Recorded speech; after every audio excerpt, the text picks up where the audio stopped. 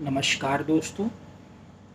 आज श्रावण मास के पहले सोमवार को की सभी लोगों को, सभी मित्रों को बहुत बहुत बधाई।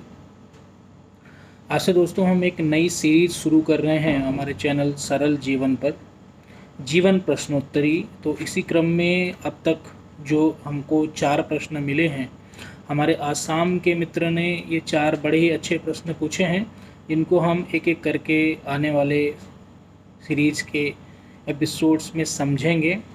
तो उन्होंने एक प्रश्न पूछा है कि अगर आप अपने बच्चे को 5 फ़ोटो देते हैं, एक अपना, एक नेपोलियन का, एक किसी का 5 फ़ोटो देते हैं, तो अपने बच्चे से पूछेंगे कि तुम कैसे बनना चाहोगे, तो क्या आपका बच्चा आपको चुनेगा?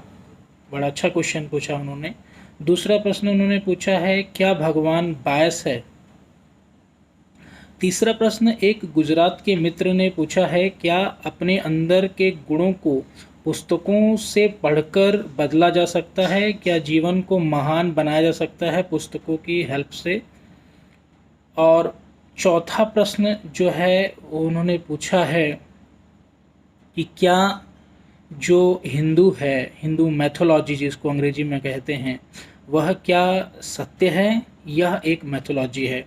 तो इस क्रम में दोस्तों मैं पहला प्रश्न आज उनके उत्तर लेता हूँ कि 5 फ़ोटो देते हैं अपने बच्चे को और पूछते हैं कि आप किसकी तरह बनना चाहोगे। तो दोस्तों यह प्रश्न ही गलत है। हर व्यक्ति अपने आप में यूनिक है और परमात्मा कभी रिपीटेशन नहीं करता। कोई किसी से इंस्पायर हो सकता है, किसी के जीवन संघर्ष से प्रेरित हो सकता है, लेकिन वह किसी की तरह क्यों बने? हिटलर एक ही हुआ है, नेपोलियन एक ही हुआ है, सिकंदर महान एक ही हुआ है, उस जैसा कोई नहीं, उस जैसा अद्वितीय कोई नहीं। तो हर व्यक्ति अपने आप में अद्वितीय है। परमात्मा की कोई भी कृति अपूर्ण नहीं होती। वह, ये अलग बात है कि वह प्रसिद्धि को पाता है या नहीं पाता है, या उसका जीवन किस तरह से होता है, वह एक अलग विषय है।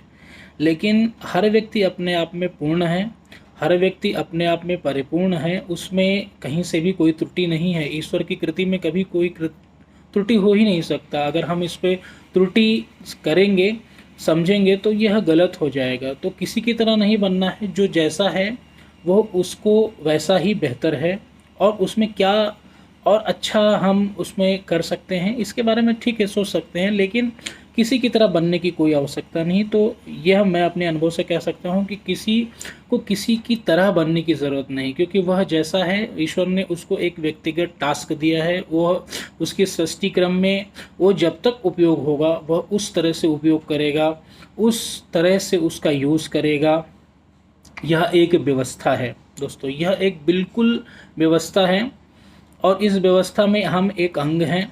ठीक है, तो आप देखिए कि किसी एक ही तरह का भी, अगर आप एक बगीचा देखें, तो अगर एक ही तरह के सारे फूल हो जाएंगे दोस्तों, तो वह बगीचा खूबसूरत नहीं होगा।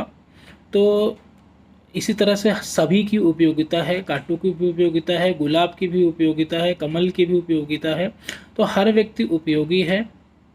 हर व्यक्ति में प्रकृति का कोई ईश्वर द्वारा दिया गया वह पार्ट खेल रहा है दोस्तों।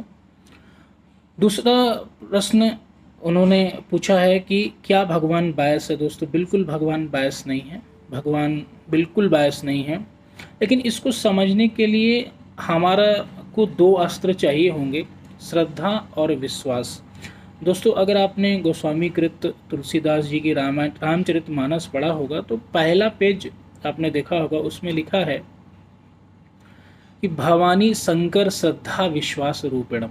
मतलब आपका श्रद्धा और विश्वास कैसा होना चाहिए? भवानी और शंकर के तुल्य जैसी आपकी श्रद्धा और विश्वास उस निमित्त का हो, तब इसको आप समझ पाएंगे। तो इस सबसे पहले तो दोस्तों हमको इस ईश्वर को समझने के लिए बहुत लोगों ने अपने अपने विचार व्यक्त किए हैं। यह ऐसा टॉपिक है कि आप इसको अनंत कह सकते हैं। अनंत अनंत सालों से, अनंत अनंत वर्षों से यह श्रृंखला चली आ रही है, और ईश्वर बिल्कुल बायस नहीं है, यह बिल्कुल गलत बात है। हाँ, आप किस चीज़ से कंपैरिजन कर रहे हैं, आपका कंपैरेटिव एनालिसिस क्या है, वह इम्पॉर्टेंट बिंदु ज़रूर हो सकता है। लेकिन ईश्वर बिल्कुल बायस नहीं, वो बिल्कुल अनबायस्ड है। अगर ईश्वर ही दोस्तों अगर बायस हो जाएगा तो फिर हम किससे अनबायस्ड होने की उम्मीद रखेंगे। तो यह बिल्कुल प्रश्न गलत है, बिल्कुल ठीक है। यह है एक सभी के मन में आता है दोस्तों, जब हमारे अचीवमेंट्स, हमारी कोई टारगेट्स पूरे नहीं होते हैं तो इस तरह के ख्याल आते हैं। लेकिन उसके लिए आपको दो मैंने अस्त्र बताए, श्रद्धा और विश्वास, अटूट विश्वास। अगर विकल्प आपके संकल्प में अगर विकल्प है तो आपको लगेगा कि ईश्वर बायस है। लेकिन जिस दिन आपके संकल्प में कोई विकल्प नहीं होगा, किसी भी तरह का विकल्प नहीं होगा, वह संकल्प दोस्तों फल करके ही रहेगा। और उस दिन आप ये कहेंगे कि ईश्वर बिल्कुल बायस नहीं है, वह अनबायस्ड है। उससे ज़्यादा प्यारा तो पूरी इस ब्रह्मांड में कोई है ही नहीं।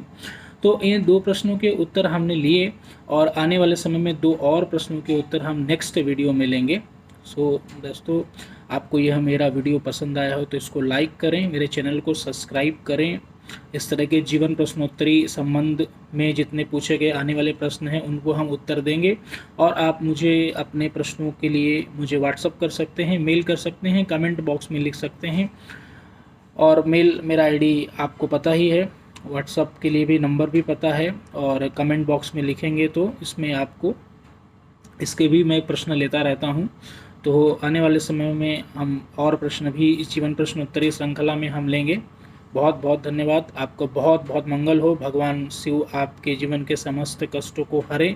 इसी मंगल कामना के साथ यह सावन मास आप सभी के लिए बहुत बहुत हितकर हो, इसी कामना के साथ मैं अपनी वीडियो का अंत करता हूं दोस्तों। धन्यवाद।